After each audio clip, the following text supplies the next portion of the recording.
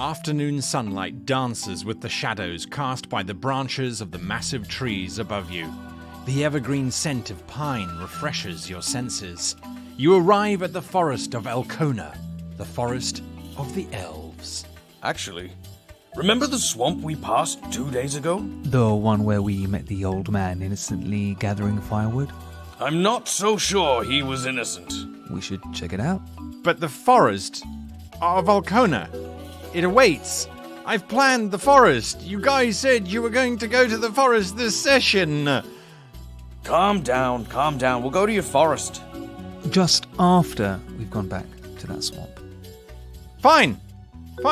You arrive at the swamp. It's swampish. There's swamp stuff everywhere. Can you be more specific? The swamp smells of swamp. What do I see? Swamp. Don't be that, GM. Players are going to go where players go. With the Creator's Guide to Epic Locations Nature, you'll never be stuck for ideas, maps, adventures, or places for your PCs to explore again. Get your free chapter, Swamps, when you check out the Kickstarter. Link below. The fetid reek of decay fills your nose and the black mud sucks at your boots. Cold pools of dark water promise death to all who enter. Aw, cool, I guess. You know what? Back to the forest!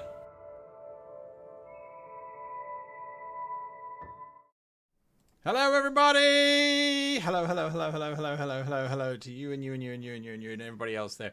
Hopefully you can hear me, because I forgot to check my microphone, and that would have been a thing, right? So, anyway, of course I'm here with Till. How you, Till? I'm fine, thank you. Good. We're very excited I'm excited to be here. Are you excited to be here? Oh, I'm super excited to be here, to be honest. Good, yes, and it's so cool having all of you join us this evening for this very special occasion.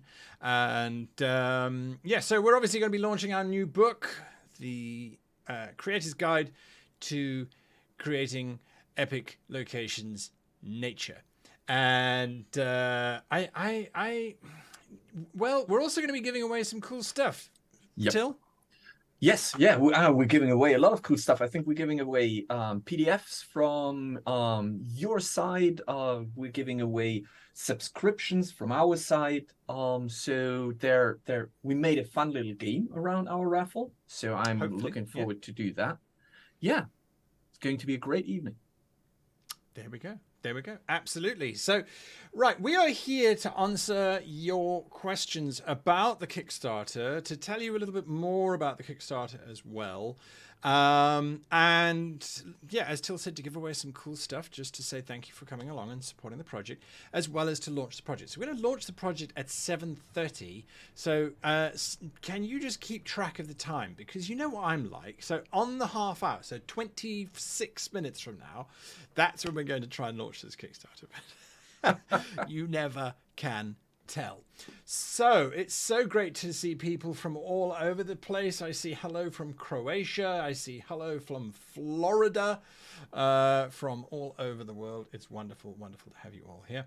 And if you do have a question, please put the word question in caps in front of your question so that I can then ask it out. Now, of course, questions related to the Kickstarter will take preference over just sort of general questions, as they normally Although should. we will do our best to answer all of them. Yes, this is true. We will do our best to answer all of them. Till, should we get the ball rolling with a giveaway? Oh, yeah, of course. Let's do that. Let's do that. Let's Let's get do the everyone early excited birds. with the first raffle. Absolutely. That's nice. Absolutely. So just before we jump into that, the early bird, there is an early bird thing for the Kickstarter. There is an early bird thing. Yeah, what is that, Till? Oh, now you're asking me that question. Okay, so as far as I know, for people joining the Kickstarter within the first 48 hours, there's a discount on the physical book. I think instead of £45, it's at £40. And also, is there an also? I believe so. No, I don't think so. There's no also. Spent the whole day making sure that the Kickstarter was finalized. There's a reason why I asked Till the question. I couldn't remember. Yeah, no, I think that's basically it. So that's the early bird thing. Yes. I confused it with the fact that we just today added badges for Dungeon Fog. So everyone who supports the Kickstarter from the lowest to the highest tier also gets an amazing badge on the Dungeon Fog website. But that has nothing to do with the early bird. The discount is for the early birds. No, but it's still cool to know that you can get badges. Do we get badges automatically? You mean you and I? Yeah. Yes, of course. Okay, right. So, wow, we've already got some questions coming in, and Okay. Erok has already spotted something which Till spotted earlier on, which I did not. I was just cold because it's cold here in England, in London, and so there we are. I see lots of people. Hello, Wisconsin, as well as several other countries as well, which have flown past. Right, so we're going to do a giveaway, which means I have to turn this on. Yes, and I probably have to. And we probably have to lean out the way slightly. Yeah, like that. There we Okay, I can do that. All right. So this is a random map of a random place in a random space for the reason of randomness, right? It's a very nice representation of what locations might be in a world and what you would like to do with it. But it is also a clever little trick Guy came up with to make a first raffle. Right. Well, I don't know about clever, but certainly it worked. It's hopefully going to work for one of you anyway. So these are all of the current chapters in the book. Is that correct, Till? For the locations. So this is what those are all locations within the book, and they are represented on a map. So you can see there's a forest, there's a mountain range, there's a mountain peak, jungle, volcano, plains, and so on and so forth. I'm not going to read all of them. Yes. And this is what we started with when we said, okay, let's do nature-based locations and what is necessary to cover them all, or at least as many of them as possible. And Absolutely. you utilize them to turn them into a raffle. So how's that working? That's right. Okay, so all of you watching now, these raffles are requiring you, if you are chosen as the recipient of one of these giveaways, you do have to send an email to me in order to get your prize. It's the only way we can kind of track it easily. So I'm going to drop this email into chat, and you can then jot that down. And that's the email that you need to send to if you are chosen as the winner. Now, I'm going to be writing down who wins, so you can't all just send an email saying, oh, we won. I mean, it just doesn't work like that.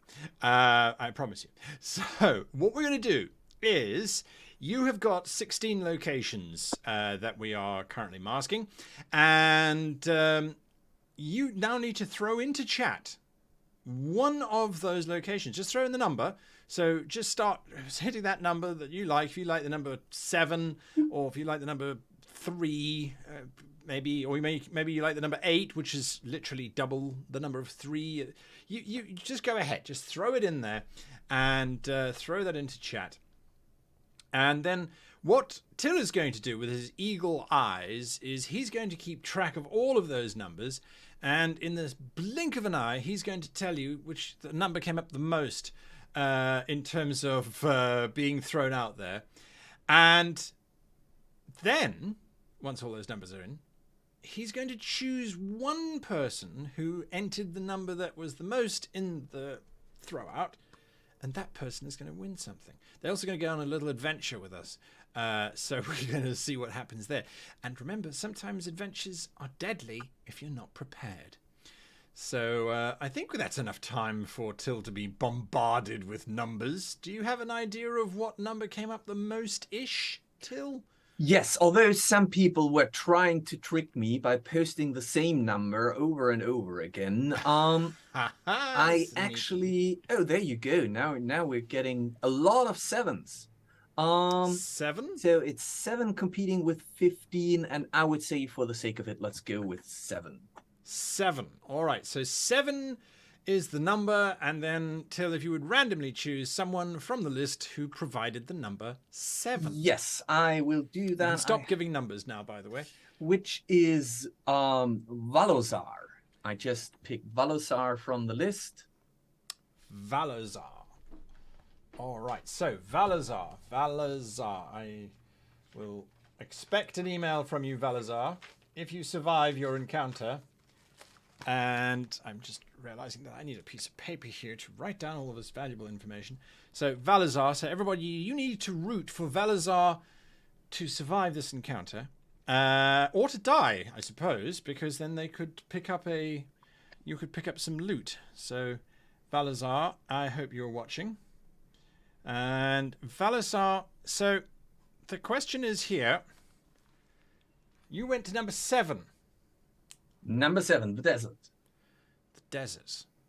You journey into the great sweeping sands that stretch out like time to the horizon and promise nothing but forgotten memories and buried treasures. Sadly, it is also inhabited, and Valazar, as you stride over the burning hot sands that seek to sting your toes through the cracks in your boots, you hear the rumbling, cascading sound of a dune slowly collapsing, as bursting out of it there is this titanic form of a great yellow, scaled beast known only as a glass dragon.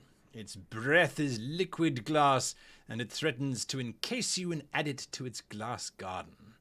What do you do, Valazar? What do you do?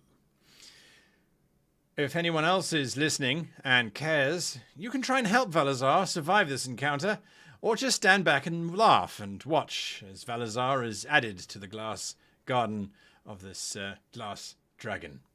And no, it is not a banana dragon, although if you go to the jungle areas, you may be surprised. Might encounter one. So, yes, have a look and see. Valazar, what are you going to do? Tell us if you can. And whilst we wait for Valazar to come up with their answer, Ben has just given Valazar a sword, a +1 sword. That's very kind of you, Ben Kernau, to give Valazar a +1 sword. +1 sword of dragon attraction. Perhaps something along those lines. I'm going to pretend to be part of the glass garden and hope it doesn't notice I'm alive.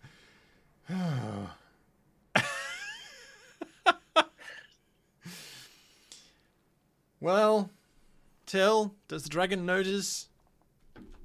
Should I roll a dice? I would say you definitely have to do a deception check or roll a dice to see if Valazar can actually pretend to be part of the glass palace. All right, let's see. I will roll it on your behalf. I will hold this dice tray in my hand, and I shall roll this dice for you and hopefully not kill myself or any small children in the vicinity. That's a 15. I think that's good enough to deceive the glass dragon. I would agree. Sadly, their senses are limited to tremor sense, so you not moving gets you through. So, Till, what does Valazar win themselves? Well, Valazar, first of all, congratulations. Yes. You have won the first raffle. Guy, very sneaky to again put that on my shoulder. Let me quickly check. So, Valazar, you have won a 3-month subscription for Dungeon Fog. So you get a 3-month premium subscription to Dungeon Fog. So once you send an email to Guy, you will get a code. With that, you can activate the premium subscription for Dungeon Fog, which will then last for 90 days. And on top of that, you can pick one PDF from Guy's library and get that one for free as well. There we go. That's some hopefully useful loot for you. And Sammy Crit Fiddle, what are you doing? Thank you very much for that donation. I think Sammy's coming in to save the day, as a matter of fact. I produce an enchanted Prince Rupert drop and hurl it at the dragon. Once upon impact, it will shatter and emit a piercing harmonic blast, shaking the scales of the dragon and incapacitating it. Well, there you go. That's brilliant. And by the way, if you wonder how Guy can come up with such amazing descriptions, or Semi, that's exactly what we've been writing this book for, because that's what the book is all about, is to give you prompts and to give you adjectives, keywords, prompts, to Five senses. The senses, thank you, to create such bustling, lively descriptions yourself. That's it. That's it. All right, so Valazar, get that email over to us as soon as possible. Don't delay. And let's go to some of the questions, Till, that came in before we go to more of the scripted stuff. Now I've got to scroll through 10,000 numbers first, so we may not have thought this one out completely. But there we go. So the question here is, are you wearing the same wardrobe from the Q&A videos on the Kickstarter? Well, so the thing is, now you see how desperately we have been working on this. We couldn't even leave our room. We have been wearing the same clothes since we recorded the interview. That's what we do for you. Yes, the answer is yes. Actually, we do the same. And yeah. Anyway, right. Doug Cowler, I assume, is asking this question. This is Nature. How many volumes do you expect to ultimately create? P.S. Hello from Canada. Hello, Canada. Hello, Canada. You want me to answer? No, I think now you go first. Well, to be perfectly honest with you, when we sat down and we started to flesh out the book, I had actually, Till had approached me to put this whole thing together, and I was like, okay, cool. It was just happenstance that we were going to go to Austria, and so Till and I got together, and we spent a couple of days, 2 days, sort of 3 days, sort of brainstorming and wandering around Vienna and the Alps and the mountains around Vienna and that sort of thing, and we fleshed out the whole book as we had thought it was going to be, which was just one volume that contained nature and more structures. But then after a couple of months, where we had then broken out all of the structures and all of the locations, we had to very politely tell our head of printing and distribution, that's Derek the Web Goblin, that we were going to make a book that was going to weigh about 3.5 to 4 kilos. That's about 8 pounds in weight, and run to about 700 pages in thickness. And his immediate reaction was, that's wonderful, but no. So it becomes impractical with shipping costs and things like that. It is mind-blowing, folks, the jump that happens in weight after you go over the 2 kilo, which is about 3.8 pounds mark. Suddenly shipping is just ridiculous. So we decided, you know what, it actually makes more sense to break it up. Yeah. Also, there was a when we started to kind of revise the first draft and the way that we've structured everything, we realized that there is quite a nice structure that you can put to the chapters. So every location can follow the same internal structure of fundamentals, finesse, function, and all those things. So we created kind of a general, structure for them. But we realized that once we go from natural locations into structures, architecture,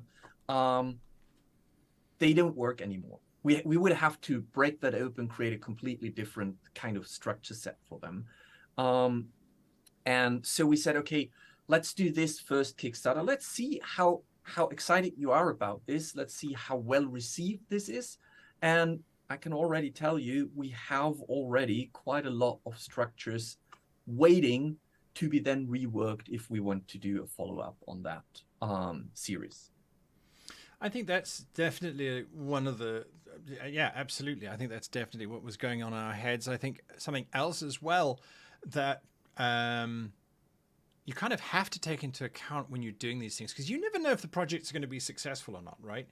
And if you look at it, you go, okay, a book of locations, whether you are describing a desert in a fantasy setting, or a desert in a modern setting, or a desert in a sci-fi setting, yes, there are going to be the nuances of the setting. So there will be magical effects happening in a fantasy desert. There will be normal effects happening in the normal desert. And in the sci-fi, there might be some sci-fi tech, but effectively at its base, all three of those different settings, a desert's the same thing. There are certain criteria that make something a desert. There are certain cool little things that will happen in a desert, regardless of whether it's in a fantasy setting or in a sci-fi setting. So this book certainly has a lot of application. Whereas if you're doing structures, well, suddenly a cathedral is no longer necessarily as relevant in a modern day setting or in a sci-fi setting as it would be in a fantasy setting or a medieval setting, let's put it that way. So again, it's about trying to reach as much of an audience as possible, and then getting your feedback as well. Yeah. If you look at the books that we release on Great GM, it's often times we update and add things based on what you folks are saying. So there we are. Okay. Right. Let's see. Any other questions? Can you believe it's 8 minutes until we go live? I don't know what happened. We ran one raffle and answered one quick. Well, if you don't quickly find a question, I would have one kind of a follow up to you, because oh, sure. they're like, we're releasing this book, so I've been co-writing it, you've been lead writing it. So how do you feel like this book fits into your current library with the practical guide and the epic campaigns? Oh my God, I am so sorry, Till. I was busy reading text. I was looking for questions. I didn't hear a thing. And this, folks, is how and why it has taken us 9 months to get to where we are. Is because we'll be talking at each other and our brains are just grinding over going, yes, how do we finesse a location? Yeah. How do we... Sorry, Till. So don't worry. The question was, this is part of your book library. You're releasing a new book. How does it fit into the series with the practical guide and the epic campaigns? Oh, absolutely. Right. So, yes, the feedback that we've been getting from our previous Kickstarters, the practical guide to becoming a great GM and the complete guide to epic campaigns, is we designed a very specific layout, which I think is very much more arty in one sense, because there's lots of space on the pages. There's more imagery than there has been in our previous books. But we've also broken out each idea into its own block, so it makes it easier to kind of digest. At least that's the feedback that we've been getting from folks. So if you have got those previous Kickstarters, do give us feedback in terms of does the layout look right. So this book will fit right into that library and will follow the same layout principles. It will follow the same sort of ideas of phase 1 or aspect 1, aspect 2 and aspect 3, and those chapters will be colorized so you can easily find them. The locations themselves are following a very regimented layout, because one of the big things is that you're supposed to be able to grab this book off the shelf in the middle of your game and just open to deserts, seems to be the theme tonight, and look at the first page of deserts and know that that's going to be the page that gives you all of your prompts, your 5 senses, your potential adventure hooks, some ideas for locations within that or for maps that you can make within that location. So that's stuff that you can use on the fly. And then you know that the next sort of 2 pages or 2.5 pages is fundamental geography. I know it sounds bizarre, but when you're reading about what's the difference between a swamp and a marsh and a bog, or between a mountain peak and a mountain range and a barren waste, all of these things, it's like, okay, it's stuff that is useful to you as a GM to store in the back of your mind, so that then when you get to the next section, which is how to then develop those places for maps that you're going to be making in your game and how to make a narrative around that. Every single chapter follows the same process, as Till mentioned earlier, but it's always designed to be in a way that you can use it as and when you need to, and for what purpose you need to use it as well. I think, does that answer your question, Till? I think it does, yes. Okay, cool. Right, 5 minutes. Let's see. And I had some questions and now they've gone out of my head. Right. So next question is from Keegan Anime God. Assuming the Kickstarter for Epic Locations books are successful, would you ever consider creating books for interesting NPCs or monsters for other DMs to use? To be perfectly honest with you, I don't think I am going to say anything other than the fact that I have lots of things in the works, and those things may or may not pertain to your question, and we'll just leave it at that.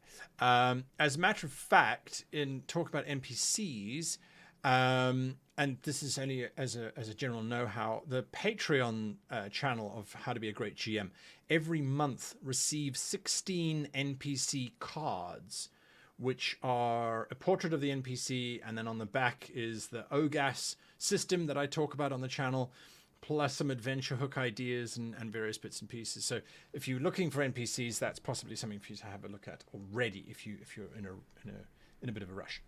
Okay, next question. This is to both of us. Till, what's your favorite terrain in the book? Terrain. For today. For today. What's your favorite location or terrain for today? Because mine changes from day to day as we go back and work on each little chapter, and you kind of write and you're like, oh, I like this. So what's your favorite one? For today, I would say I can't remember what I answered in the I think I said barren wastes in the interview. That's right. Transitionary zones. So let's not use barren wastes again. I think mountain ranges. Now here's an interesting thing. Mountain ranges opposed to mountain peaks follow a completely different narrative, because a peak is something that is nature challenging you, or you challenging nature to actually reach the top, be in a constant battle against what nature is throwing at you. Whereas a mountain range is, again, kind of a transitional element, because you need to travel along the mountain range to find the perfect pass to cross over, or a crevasse that you can kind of sneak through. So a mountain range is, I think, is a very interesting location to use when you are bringing the narrative transition from one location into another, building up and also opening the scene to a completely different environment and biome. So I would say mountain ranges sound boring, are super exciting. There you go. Absolutely. We've got a minute left before we said we were going to launch this thing. So very quickly, my favorite terrain of the day, I would have to say, well, I started working on it a while ago. It's not yet finished because of reasons. I would have to say at the moment, it's the underwater environment. I did nautical campaigns a long time ago. I love aquatic ideas, but to now talk about that environment, the biggest factor is that in this environment, in the aquatic environment, everybody can elevate. Everyone can get a sight over the entire terrain, and that changes things very, very much in terms of how you have to design them. So there is that. I'll come back to your questions in a little bit because it's time. It's time. You want to count down? It's time. Yeah. So I think I just have to press this one button. Watch, now I have to go through like a 20-page review. I had done this enough times I should remember, but anyway. We will see. We will see. Okay, so 5, 4, 3, 2, 1, push. Terms and conditions. All right, another countdown. Okay. 5, 4, 3, 2, 1, and push. And we will see. I pressed the button. There you go. Huzzah! Huzzah! It's live. It is live. There we go. All right. Well, it's always terrifying when you launch your Kickstarter for the first time, just to see this thing is now out there. And there's a whole bunch of videos, folks. There are so many videos on the page that we put in to just give you as much information as possible. And to not confuse you, we are still wearing the same clothes in the interviews, so don't worry about that. Yes, we're not live there and here at the same time. That would be crazy. Most importantly, I think, is you can download the chapter on swamps, so that you can have an idea of what is in each of the chapters. Bearing in mind that sample chapter hasn't yet gone through Pontus, the editor. Now, Pontus was the same editor who did Practical Guide and Epic Campaigns, and so we'll be working on Epic Locations. As a matter of fact, it's the same team, because the graphic designer, Martin, will be doing all the graphic design. We're going to have some amazing artwork that's going to be coming in. Not just the stuff that I normally do for it, but we're negotiating with other folks, which does actually take me to one of the questions that came through earlier on. Will there be physical maps available as part of the Kickstarter? Till.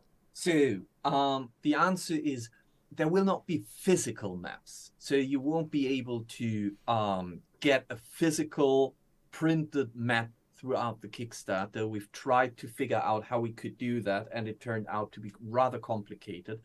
But, and that ties into another question that I have seen. Will there be maps within the book? Yes, there will be.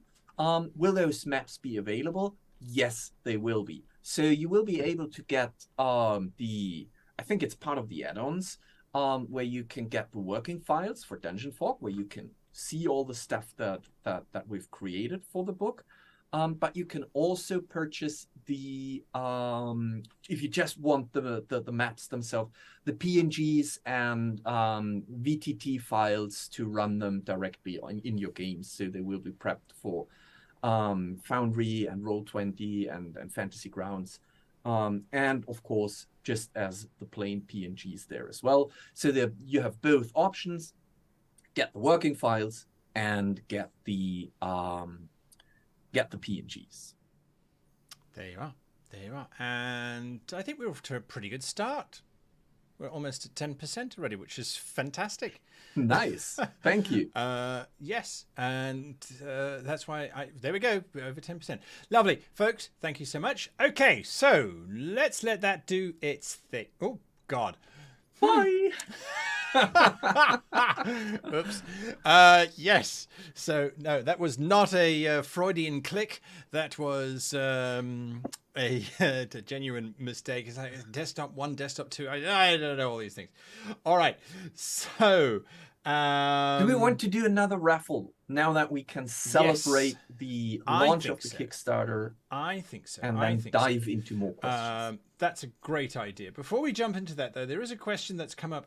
And it's from Edgar Seiss, who says, I'm trying to pledge for a physical copy, but my country, Mexico, does not appear in shipping destination options. Yes, unfortunately, there are some countries that are just prohibitively expensive in terms of shipping.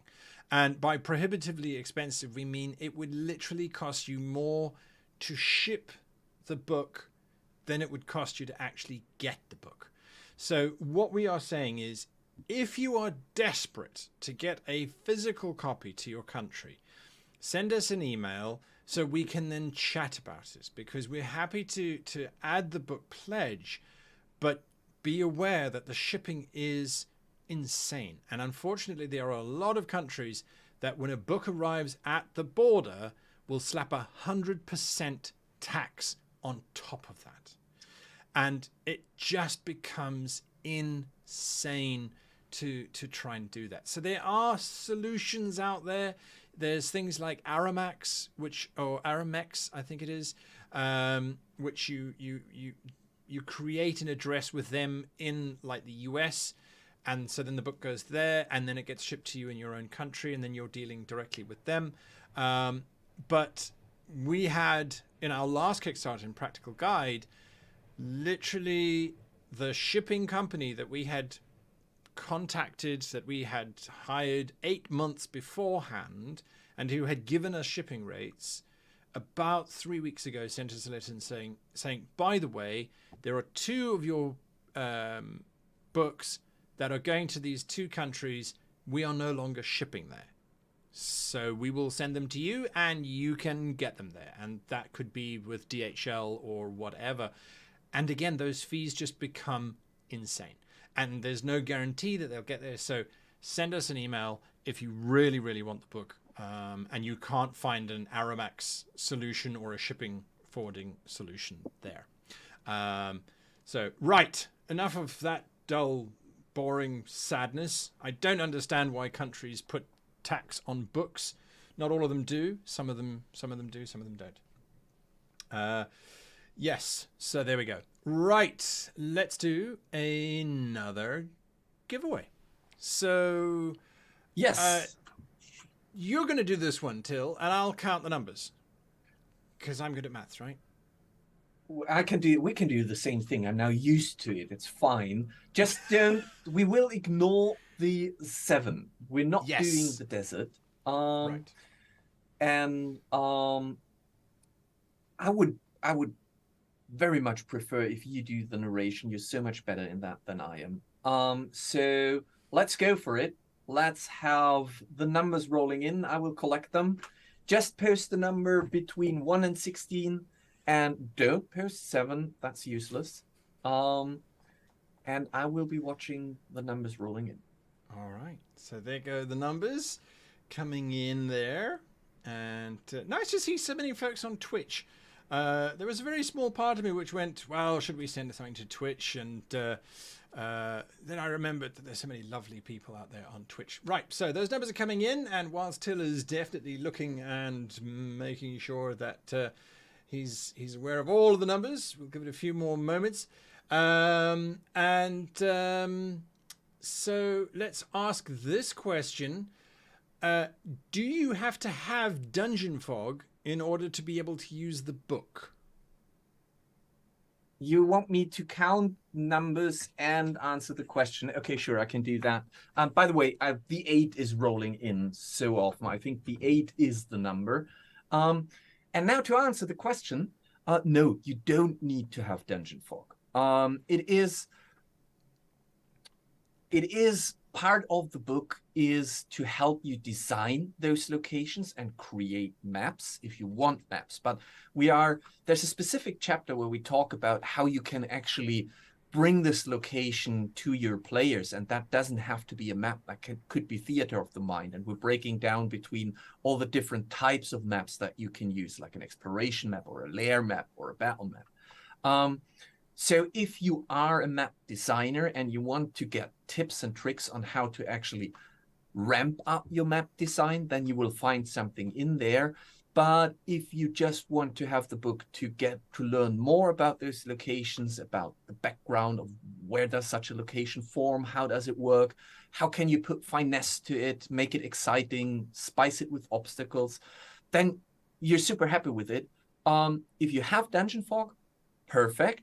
Then you can actually, if you want to use the work files to use those maps and reshape them to your needs, or just use the book and the tips and the tricks you can find in there to create your maps.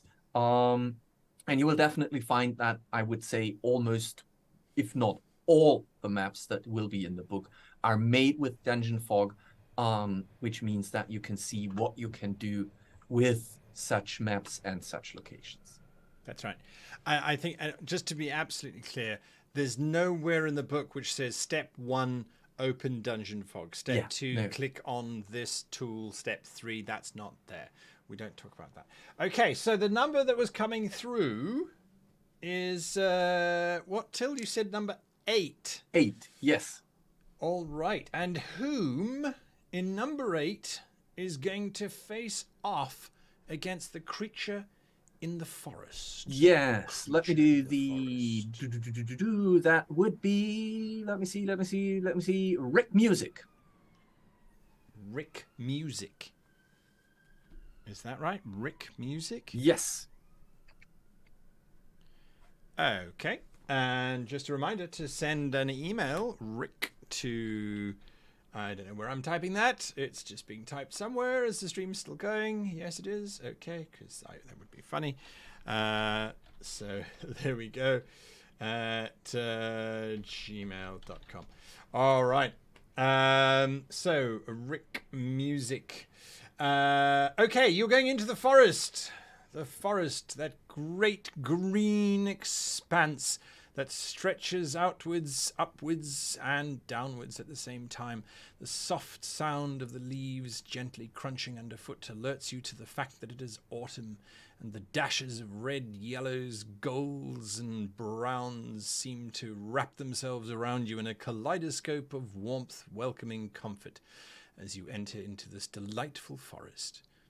Sadly, there are those that live within this forest, and a myriad of tiny doors suddenly pop open, and you are surrounded by thousands upon thousands of little pixies whose blow darts fire out little bursts of poison.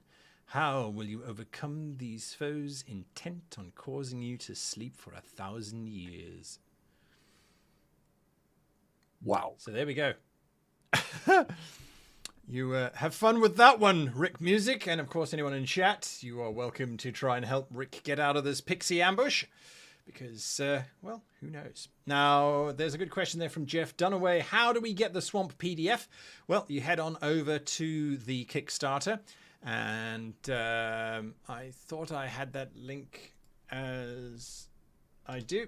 You can head on over to the Kickstarter. And you'll find about halfway down, it says download the PDF of the swamp. And you can pull down that PDF of the swamp. Yeah, just click on the image. It will open the PDF and you can download it.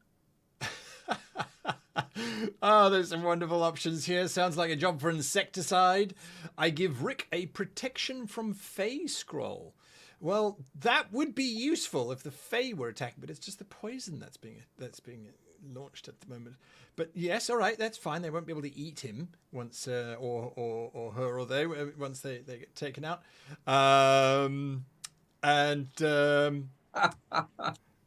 Music should sing a lullaby to put the pixies to sleep. There we go. There we go. I don't believe in fairies. I don't, says Stacey A. Sammy, I do thank you for that. I step out wearing the Geistlander's special wrap, unbuttoning the shoulder dramatically. And I launched into an improvised song session to distract them. No, that's as far as my performance of tonight's show goes. So there we are. We're just waiting for Rick Music to give us what it is that they're going to do. All these wonderful offerings coming through. I do love that. I said I cast Fireball in this wonderful autumnal forest. Do you know what autumn means in terms of leaves on the ground and dry branches desperately clawing at that ashen sky? And Fireball? Oh dear, oh dear, oh dear. I think it's I take them with me. Yeah, I'll take them all with me. All right. So there we go. Now, whilst we wait for Rick to give us their answer, I don't think it's come through yet. So that's fine. No pressure there. I'm going to go to another question. And this question is, do I need to be an artist to understand the book's terms? You want me to answer? No, you don't. You don't have to be. We're explaining that. Like we are actually using, so we are referencing concepts from film, from color theory, from graphic design theory, but we're not throwing those terms at you and you are like, just there, take it, use it. We're actually explaining stuff. And we try to explain it the best way we can, which is through examples. So I think it's interesting. I very much enjoyed it. Me as a graphic designer, it was fun to talk about all the things that I've been teaching and learning in my past. But it's not a master degree in graphics design that you're doing. It is useful tips and tricks on how to actually create interesting locations and design them by also utilizing atmospheric light, color theory, golden cut, things like that. Which we do explain quite extensively in the book. Which we do explain. Yeah. Okay, so Rick Music taught me a valuable lesson. I assumed Rick was part of the show from the beginning, and they were not. So this is going to go badly for me because I love the Fae so well that I spend time trying to understand how I can make things better. Perhaps I've trespassed and I can make amends in some way. Beg my party to heal me and help neutralize any poisons while I talk to them in Fae and back away. Well, I think with the help of, let's see, fireballs and scrolls of planar shift and just the the rap of dramatic unpinning, the offer of a firstborn. There are so many crazy things in there. I think let's see. Well, let's see what the dice says as you try and back away. Oh, well, I don't know if you can see it. That's a 7. That's a 7. Ooh. I think the fireball annihilates the pixies as the gas is highly, highly flammable and you and your party barely make it out alive. However, there is now a gigantic forest fire, which I think you'll find is actually a major, major problem and something that you can actually include in your game, as now the fire is racing and chasing the players to get their characters to a safe space, which is probably on the other side of a cliff jump into a raging river or something along those lines. But never underestimate the terror of a giant forest fire. So yes, there we go. And that means that Rick Music, you have won yourself. What, Till? You have won yourself, although you have destroyed a forest. You still have won yourself a 6-month subscription to Dungeon Fog, which means that when you send the email to the email address that Guy has posted in the chat, you will receive a code. With that, you can unlock 6 months of Dungeon Fog Premium and create your maps in there. And also, you can go to, I think, to greatgamemaster.com, right? That's where correct. you go. And there you can pick 2 PDFs of your choice that you will then receive as a thank you for cultivating, helping the forest to recultivate through new growing plants over the next years. Although I would not go anywhere near the Fae Court for the next few years if I were you. Now, speaking of that, and this is just because I think we're now at a very special moment in our Kickstarter, because we're now more than 50% of the way through being funded, which is insane.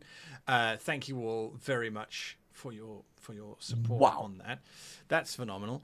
With that in mind, there may be some stretch goals. I'm not trying to jinx it, but I am saying that within half an hour we're at 50%. So can we give them a glimpse? Can you give them a taste, just one, Till, of what might be in a stretch goal?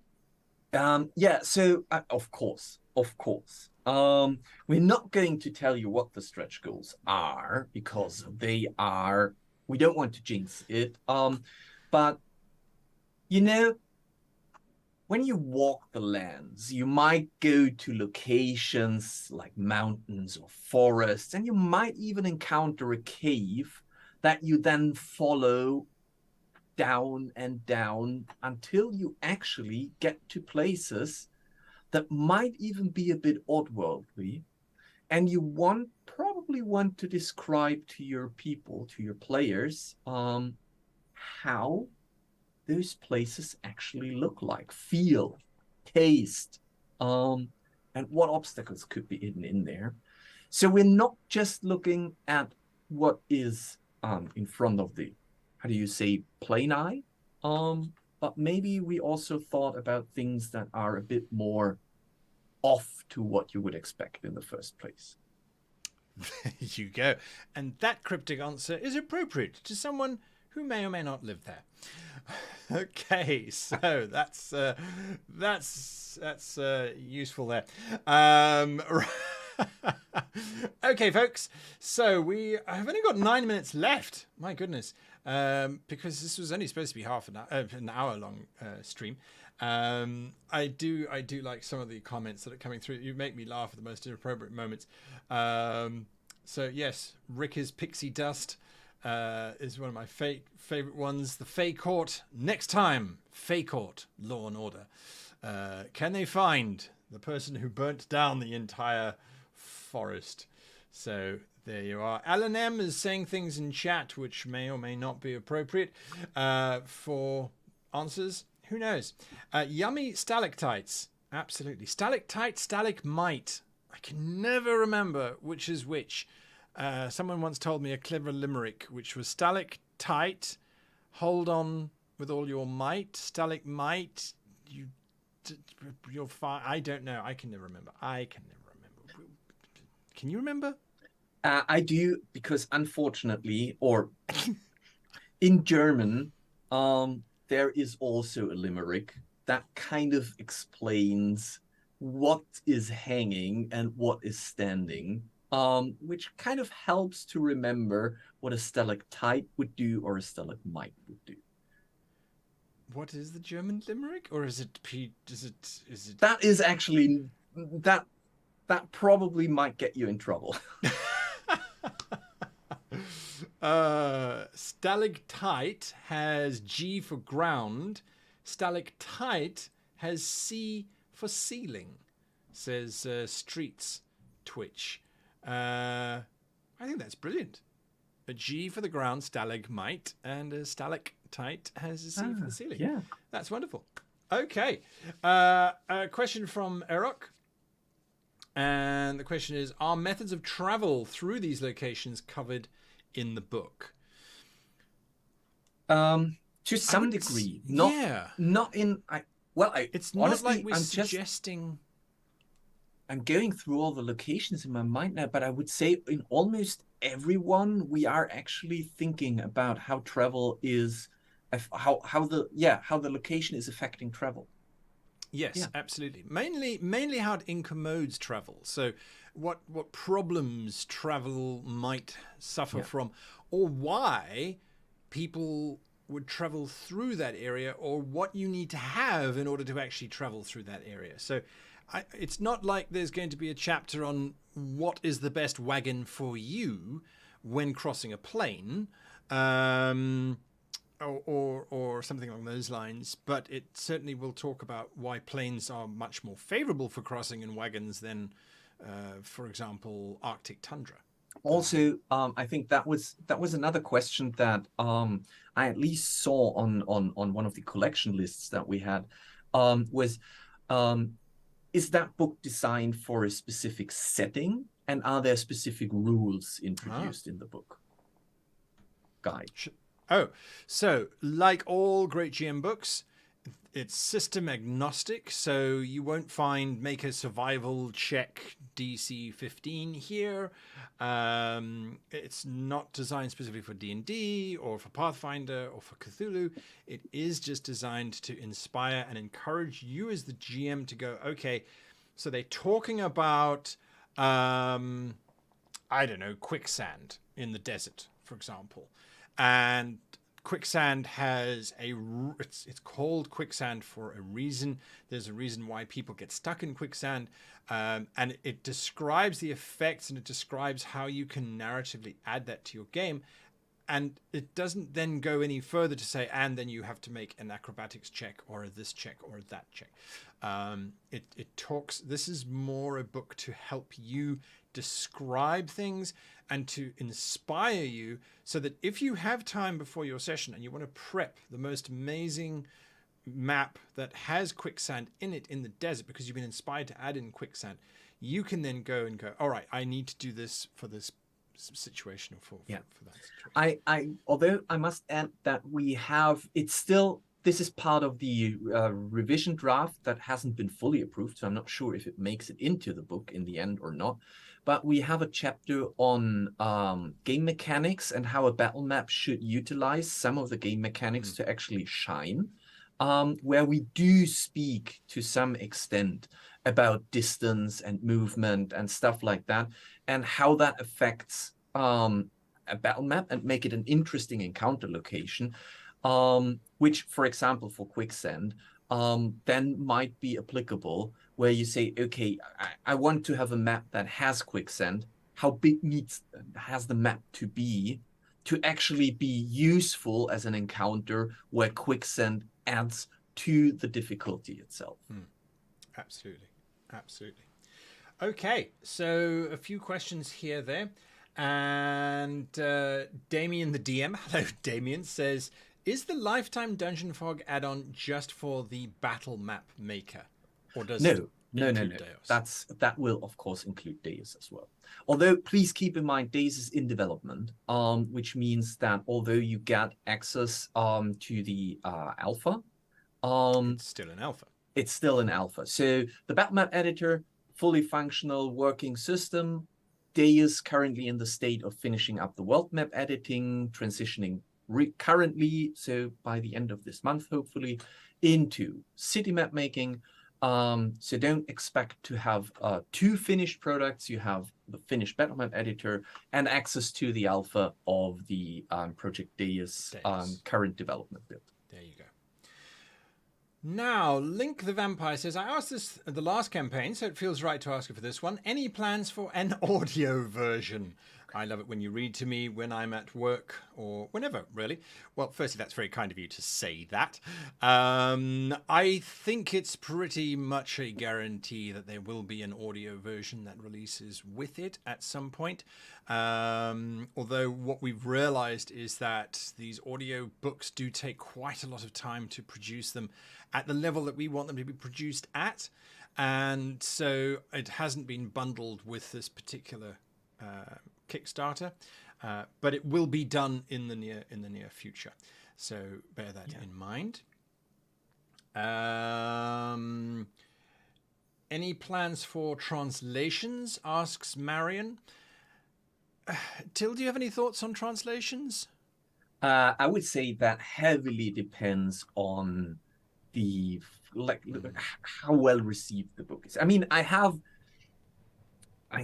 we're playing games, like our office games are here in Austria, and they're all played in German. I do have a player in my group, and she is actually specialized in book translation and lecturing books. So she already kind of peeked up and said, ooh. But we will see. It's not, so there's no definite yes to it, but there's also no definite no to it. There we go. And oftentimes we find that although people do like to have the translated version, most of the time the English version is what gets used simply because of the common terminology. So there you have it. But who knows? Right. Some more cool questions. And I think we're going to do our last raffle. Because we are £4,000 short of reaching our goal. Wow, amazing. That's just insane. That is just insane to be, yes. So that's awesome. Awesome. Yeah, that's awful. That's terrible. That's no, it's awesome. Epic. Awesome. That's epic. Awesome. Right, so that's busy going crazy like that, which is amazing. Now, we had some questions very, very quickly, which I think are quite good questions. Are there recommended bestiaries for each location in there, or is that really campaign encounter kind of dependent? So we do have an encounter table, very much so, and I remember when we were busy developing it, I said, I don't just want a table that says forest, oh, okay, goblins. Yeah. It has to tell you more than that. So the encounter tables give you goblins on a wild hunt, or pixies chasing after a mythical beast. So there's much, much more to it. So you're not just going, oh, it's goblins. It's designed to give you some stuff to enhance that. Perfidious Platypus says, what was your research process like? Mostly personal DM experience, or were there favorite sources that you turned to? It's a great question. That's a really great question. So personally, for me, when I was writing my parts, my kind of contribution to each location, I was splitting between experience where I have experience because I have been to such locations, but I was then looking at, I had to cut back a lot of it because I was, at some points, I was doing like geological research on the crust faults of mountain creation, where I was like, okay, that might be a bit too far. But generally speaking, I kind of had three areas that I looked into. That was geology and biology, like where and how does those things form? And then storytelling. So I was looking at a lot of books and references about narration and narrative aspects to those locations that I was then trying to collect and ideally combine with the experiences I have when personally traveling to such location, and to what happens at the table if I want to actually make this location an epic location when I introduce it to my players. That's it.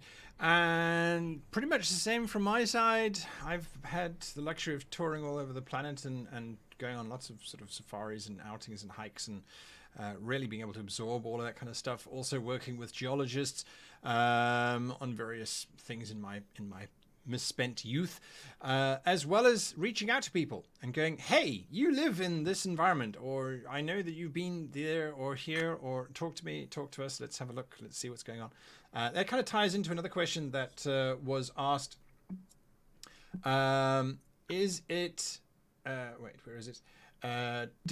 Did you, as in Guy, write this book, or did I write it and then I was supported by Dungeon Fog, or did Till write it? He was supported by me. Are you both writing it? Do you want to handle that one, Till? Okay, so the way this book came into our life was that at the beginning of the year, I was planning to do a little blog series on our website on Dungeon Fog about mapping and designing interesting locations. And because I am not an experienced writer, I reached out to you, Guy, and I said, hey, could you actually help me in writing this blog? And you said, yeah, of course, sure, I would love to. Send me over your draft. So I got a little bit crazy and I created over, I think, 25,000 words, going into super detail about the locations. And I sent it over to you. And when you looked at it, you blew my mind by saying, wow, this should be a book. And I was like, what?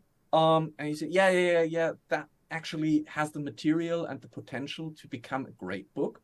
And you told me about your plans and you said, well, it kind of fits into what you want to do anyways. So then you came to Austria and we sat together and we started to kind of structure it, plan it, condense it, bring it down. And because English is not my native language, as you might hear, I said, well, I can't be the lead writer of this book by any means. This is your expertise. You're the creative. you're the one who can actually create really cool narratives and make that actually an interesting book, whereas I'm a very theoretical person, so it might be a bit dry if I would just do it myself. So we kind of split the work to a point where I said, I'm the researcher. I'm kind of dragging together everything I can find and structure it. And you're then taking it and reshaping it, molding it into something that is exciting. Did I do that? Did I describe that correctly? Yes, absolutely. I think you did perfectly. Yeah, I also think that there's a good working relationship in terms of you've got this text. I take it and go, all right, let's. I see what you're trying to say here, or I see what you've put in. Let me turn that into more practical prose that I think makes more sense. And oftentimes I'll go, hang on a moment, you found this thing. What is this? Because this sounds interesting to me as a DM. This gives me some options for adventures. Let's expand on this a little bit more. There are times where I go, yeah, this whole chapter, this whole paragraph, Till, this is great. Save this for something else because it doesn't belong here. But we do need to add in this. We need to put in that. So it's been a remarkable process, I think, that has certainly, there has been a benefit in terms of the two of us coming together. It's a very different book to what it would have been if we had done it separately, and a much better book, I think, without a doubt. I absolutely agree. Yeah. And also, just to add that, it's a project between you guys, Klenders, from How to Be a Great GM, and me, Till Lemmer, which is just me. It's not a Dungeon Fog collaboration where the company as Dungeon Fog taps in. This is something that I did in my kind of free time where I wanted to create this book.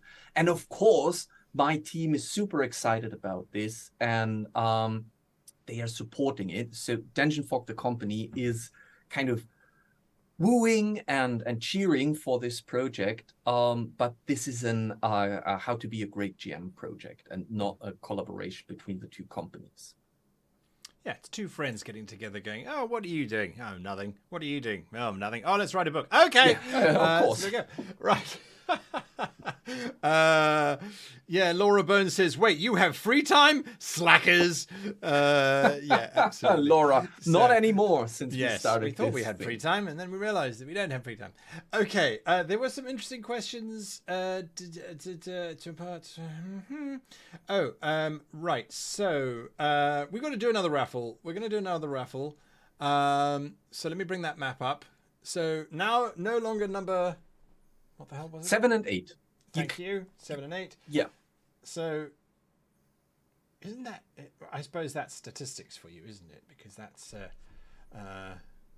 So get those numbers rolling in. Till's going to look for a number that comes up the most, and then from the people who added that number to the pile, he'll choose one of you, and then one of you, I'm going to give you a scenario for that location that you're going to have to answer how you get out of, and then we will roll the dice of destiny and see what happens. Do not include the number 7 or 8. Do not include the number 7 or 8 or 5 or 15 or... No, I'm joking. Just 7 or 8. And, okay, so in the meantime...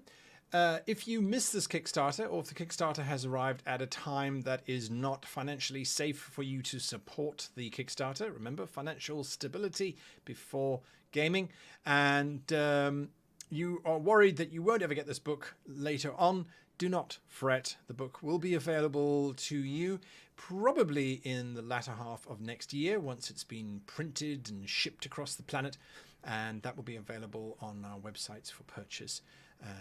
So you don't have to worry if you don't get in on the action now.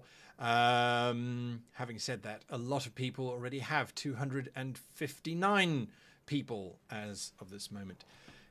Right. We do have a number. We do have a number. The 12 rolled in quite a lot. And I will now see if I can pick 12. Mountain 12. Range. So we are now traveling through the mountain or over the mountain range. Let me see if I can find the random street switch. Streets Twitch. Streets Twitch. Streets Twitch. Or is it Street Stwitch? It might be Streets Twitch. Oh. Thank you for choosing those names, Till. All right, Streets Twitch. I hope you're still watching and I hope you're ready, because you are journeying into the mountains. The great grey wall that seems to have no end stretches from one horizon to the other, known as the Teeth of the Dragon. This great mountain range is said to be impassable at almost all times of the year, except for now, when summer has gently kissed its rolling hills with a great green blossom of minute small clovers, which are said to be lucky if you can find them here up in the mountains. You will have to journey across this great expanse in the next 3 days if you are to survive your epic journey and get to the other side of this particular range. Many hazards await you. There are sheer cliffs that need to be scaled, a singular pass that sits in the saddle between two great tusks known as the Fangs. You will have to find your way there. Unfortunately, you are not alone in this mountain range, for there are 2 rock trolls that have been tracking you for the past 3 days. You have tried to outrun them, you have tried to outsmart them, but with their ability to blend into their surroundings, it is almost impossible to see them. What are you going to do, as you fear the trolls will strike this very evening? What you gonna do? And of course, everyone is free to jump in and try and help as much as they possibly can. Clover is very tasty, says Laura Bones. It's also used to renitrate the soil for farmers in the medieval environment. They would plant clover in fallow fields to get the fields to basically refresh themselves in between growing seasons. So there you are, some useless information for you, which is not in the book. The book contains only useful information. I swear it. I swear it. Okay, so Street Twitch's Dwarf Easter. What? What? I don't even know what's going on there. Okay, so let's see here. Say the name of the website 200 times or no one will remember. Oh, the website. I assume you're talking about the website. What? Streets Twitch says, I have no idea. I normally GM. Well, now you are a player. So, yes, someone help out Streets Twitch. They're in trouble. They really don't need to be in trouble. All right, so some useful information for you to have whilst we see what Streets Twitch is going to do. That's the website where you can buy the books from after the Kickstarter is finished. That is the Kickstarter.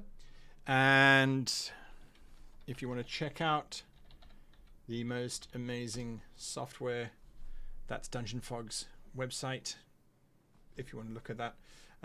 And Alan M has handed the crossbow to Streets Twitch with a knowing nod of, you have my bow. There we go. So, and you have my eggs. Send out a water-type Pokemon to use Hydro Blast. Throw rocks on rocks. It will freeze. How cold is it? It's middle of summer, I'm afraid. You can offer a Sunrod. Maybe we turn them to stone. Give them easier prey to eat, says Cuddly Evil. Yeah, push one of your other PCs forward first. Street Switch says, I summon a Zorn. Have it dig straight down and then follow it. Okay, I like that, because you're going from the mountain range into a different environment altogether, into a different location. Oh look, a carpet of flying. Play them against each other.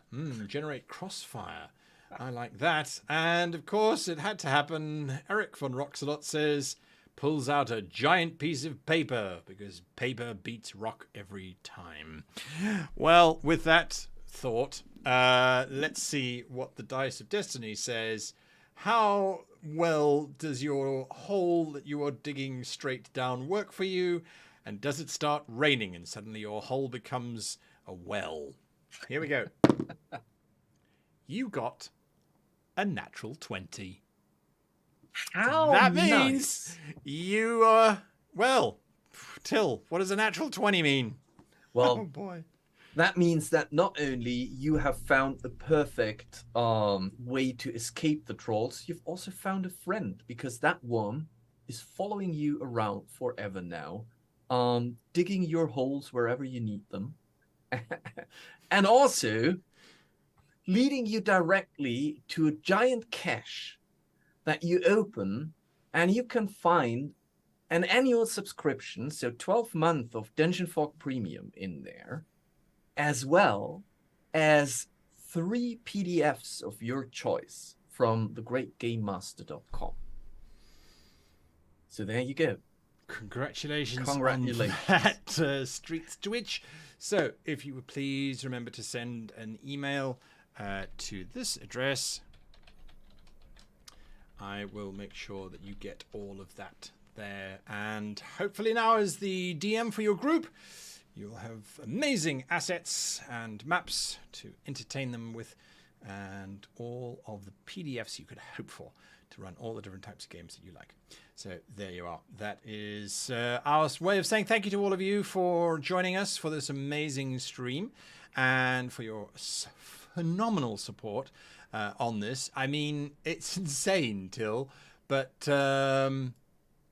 if I turn that back on, you'll see that we are now £800 or £740, £739, whatever, to go. Yes, even less now to go to getting to being backed, which means that at the end of the stream, we'll be running around putting all those little stickers on everything, going fully funded. Well, this is absolutely phenomenal. And from someone who has done a few Kickstarters, there's this weird flux where you are kind of feeling like, well, it's not funded. I don't have to do the book because, I mean, it's not funded yet. And then suddenly it gets funded and you're like, oh, now shit gets real. Now we actually have to do it, which is, I mean, that's what we've been working for the past month. So I'm super excited about this, but still it feels like, I can't believe that it's actually happening, Guy. This is pretty awesome. Thank you so much, everyone. Yes, it is always that threshold that you're worried about getting to, and then you get there. And then you get spammed by the best adult dating site. So I'm just going to block you quickly. Goodbye. Thank you for playing. So it's yes, and I think the other thing is something that we were quite dedicated on, was not doing the Kickstarter before we'd written the majority of it. Yeah. So it's not like this book is not going to happen in any shape or form. You know, when they ask you, oh, what's the risk of this happening? And you go, well, the biggest risk is shipping goes crazy again, which is all beyond our control because the actual product is basically done. Sure, there's some things we've got to fill in here, and then it goes off to editing and it comes back around again. And there is a chance, obviously, for you guys to have input throughout the campaign as well. And if there are stretch goals and things, those things one doesn't take into account. But yes, so as Landon the DM is pointing out, make comments on the Kickstarter. If you even make a comment going, I'm excited for this, or hey, I'm here and this is me. As Landon points out, the Kickstarter algorithms and all those kinds of things make the promote the Kickstarter internally as well. Now, throughout the rest of the month, I'm quite happy to say all of our planning has paid off. We're going to be releasing stuff. There's going to be things coming out throughout the month. There's going to be special little bits and bobs. I think one of the more exciting things, if you like to hear things, if you like the sound of things, would be to listen to the Banshee's Call throughout the weekend of Old Hallows Eve, because if you like the sound of things, you might just hear them if you listen carefully. And it's done. Oh, look at that. Look at that, fully funded. Thank you all. Thank you so much. Wow. Nuts. Fully funded in under an hour. I think is just that's phenomenal. Big thank you to all of you. 27 days to go. There will be some cool stuff coming out for you. We want to make this as enjoyable an experience for you as it is for us. And that's all really that one can say on that. Till. Well, I'm trying to get myself around the fact. It means that I will, right after the stream, have to go to the Kickstarter and actually open the stretch goal section. Because we said once we are funded, we will reveal the first stretch goal. That's right. Luckily, I prepped that graphic already. Yeah. And I think there was I saw a few questions rolling in. Let me just did quickly, you? Yeah, I'm not sure if there's an important one. I mean, all of them are important, but I think a lot of them have been answered already. I have found one from Andre Canis. Will this only the first in a series of epic locations, sort of epic location cities, epic location dungeons, epic location sci-fi? Well, yes. I don't think we planned that many. I think it was just planned for one more. Having said that, we with these sort of things, with your feedback and with this Kickstarter, at the end of this Kickstarter, the book could potentially go from 250 pages to 350 pages.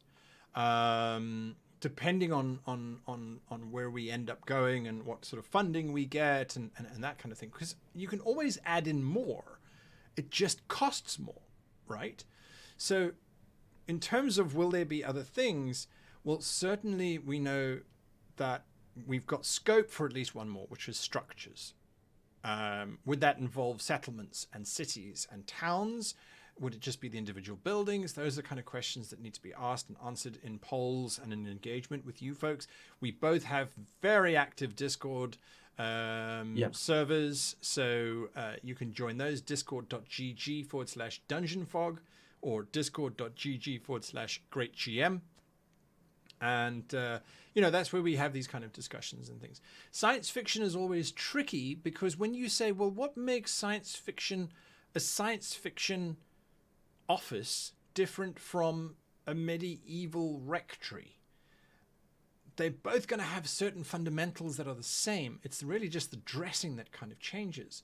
So there is scope, and we have scoped it in the broadest sense, that those things might be included earlier on, but it just depends on how much we can stretch it.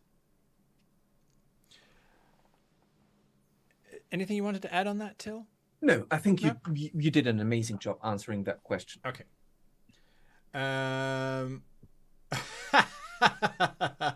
But will we get Guy in a tutu levels of fun? No, you will never get me in a tutu levels of fun ever again. No. Will the book PDF be available at the same price on Kickstarter once Kickstarter is finished? It's a very good question. The book itself, most likely, but again, the shipping is who knows with shipping. Shipping at the moment is incredibly volatile. We're constantly trying to find new avenues for shipping, new sources for shipping. I cannot tell you the amount of quotes that Derek, who does all of the distribution, has got from shipping companies, distribution companies. When you are running a Kickstarter, folks, the moment your Kickstarter goes up, and now that we are funded, the amount of emails that you get, hi, my name is Jackie, and I'm a printing and distribution one-stop solution, and I'm based in Poland, or I'm in Hong Kong, or I'm in here, or I'm there, is phenomenal. This is an incredibly competitive space, but the prices ultimately are the bottom line. And so those prices change on a weekly basis. I think what you need to keep in mind is there should be, or what we're trying to do is to have an incentive for people who want to support us now that we are creating this book, which means that the price might now be a bit cheaper, just to show the gratitude of being an early adopter and a supporter to this campaign. Whereas once the book is produced and released, the price might change a little bit, just because there should be a reward feeling to those who are supporting this. As I mean, it's a risk funding, as always. That's what Kickstarter is. So there should be some kind of support to those who are supporting us early versus those who will buy it later. Correct. And then the other thing is warehouse fees, because the books have to sit somewhere while they're waiting to be purchased, right? Anyway, that's a whole different story. Right. Yes, this tutu thing, Laura, that's it. Valasar says, fix Spelljammer next. Well, the alpha of that has actually been released to Patreons of my YouTube channel for them to have a look and read through. I don't know if that would be a Kickstarter or just a, here we go, this is my contribution to trying to make life better. Okay. Were there any questions that you found, Till? Sorry, no, I wasn't browsing the questions. I was prepping the stretch goal image. Oh yes, what is the stretch goal? Says I think we can, although it takes a few minutes until I have finished the image and uploaded it, I think we can tell people what the stretch goal is. I think so. Oh, so before we do that, Soliloquizin asks, should we report typos in the preview chapter? The answer to that is a very simple no, not at the moment. We really appreciate the enthusiasm. We really, really, really, really do. But this preview chapter was edited by myself and by Till.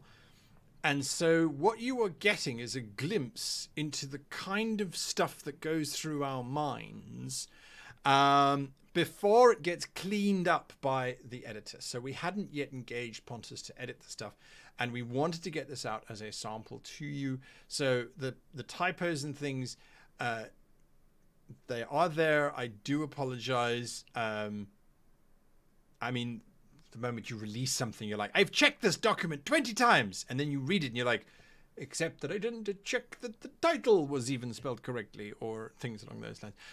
A little secret, Till's name was spelt wrong on the cover for about 2 or 3 weeks. Yeah. No one noticed. Not even me. I was like, oh, that's a beautiful cover. I love it. Didn't check it. And then I think in the YouTube video, I was like, oh, that's not my name. Oh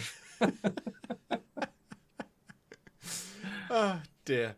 Anyway, right. So the next stretch goal. Yes, the next stretch goal. You want me to tell people what it is? Sure. Yes, it is. I think someone has already guessed it beforehand. Yes. It's not the Underdark, because that name is somehow protected. It is the Underdeep. And we will, so what this stretch goal does is, once we've reached it, which I think is at £30,000, yes, is that we will take the Underdeep and by the sheer amount of what is the Underdeep, that is a complete setting. So we can't do every possible location within the Underdeep, but we will take the most iconic, and maybe that is something that you can help us to vote upon, which location would be the most iconic Underdeep location in your mind. But we take such a location and describe it the same way we did with all the other locations that are above ground. And then do it in a way that you can use this location to kind of derive your own descriptions and your own material for more Underdark or Underdeep locations that you would like to create. There we go. I'm just looking at chat going, the Underdeep, yes, the dark that is under, the Underdeep. My favorite setting, the Underdeep. The Beneath Shady. Absolutely. Absolutely. And the Underdeep, you know, these names and things, it's silly what it is. We all know what it is. But it just is something that is there. And yes, it's going to be lots of fun. My Underdeep in my world setting is very different from most of them. But that's that's possibly should be in the book. So there we go, folks. You've learned about that, and so there are some other stretch goals, which, knowing the first one, you might be able to guess what they are coming up. But we'll see. We'll see when we get there. So that's it for us from the studios. Studios, yes. Yes, your studio, my studio. Till, any last thoughts? No. Probably the second we hang up, I'm like, oh, I wanted to say this, but I don't have any. I'm completely blown away by your support. I'm super excited that this book is now becoming reality. And I can only say thank you very much for your support. Already. Thank you very much for your support, which is going to take place over the campaign. Again, as you heard, if you want to help us a little bit and push the algorithms, post some comments on the Kickstarter page. That will help to kind of nudge the Kickstarter algorithm and say, hey, something's going on there. Apart from that, Guy has posted his Discord channel. I'm pretty sure you will find, if you go to dungeonfork.com, you will find our Discord channel. And if you want to chat with us, reach out throughout this. And we will, of course, also pay attention to all the Kickstarter comments that are out there and respond. And now I'm taking that ball and passing it to Guy. There you go. Thank you, Till. So from me, it's always amazing to see the support that you folks continuously give this channel. I hope that we can give back to you something that approximates a tenth of what you guys give to us, because it's just phenomenal to see your support and to see the names that I recognize is really, really amazing. So a big heartfelt thank you. Watch the socials, and hopefully you'll be able to grab some more stuff. Now, if you'll excuse us, we've got some updating to do, a little bit of celebrating to do, I will admit. And until we meet again, it behooves me to say I wish you all the very happiest of gaming. And